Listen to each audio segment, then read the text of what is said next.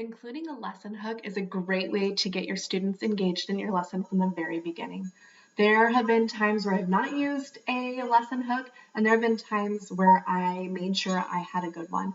And it's crazy to see the difference it makes when you teach your students. If you get them to buy into what you're about to teach through a lesson hook, through something that's super engaging and gets them thinking and maybe poses a challenge to them where they're like, I really want to figure this out. I really want to know this.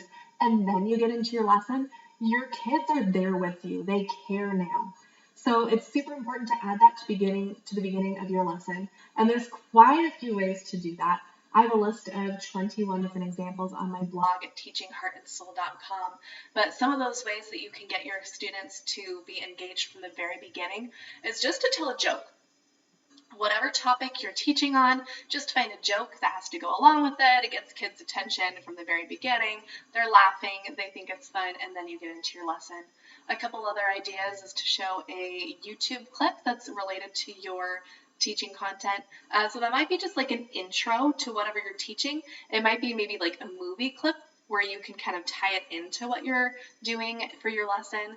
There are a lot of different ways that you can do that. Music clips are also a great way to do that if you can find a related song that you can play for your students. There are quite a few other things that you can do with bringing a prop in to kind of act out a scene. It is almost endless with the different things that you can do to get kids engaged, to get their focus on you, and then to tie it into your lesson and already have them there with you. Another example is to give them that challenge or to present a scenario to them to say, hey, here's a scenario. Maybe there's a problem. How would you fix that? What would you do about that? What do you think about this? And then get into your lesson and get them to solve that challenge or figure out what to do in that scenario based off of the content that you teach. And it's just a great way to give students like a real life way to use the information that they're about to get from your lesson. Again, I have 21 examples on my blog, Teaching Heart and Soul.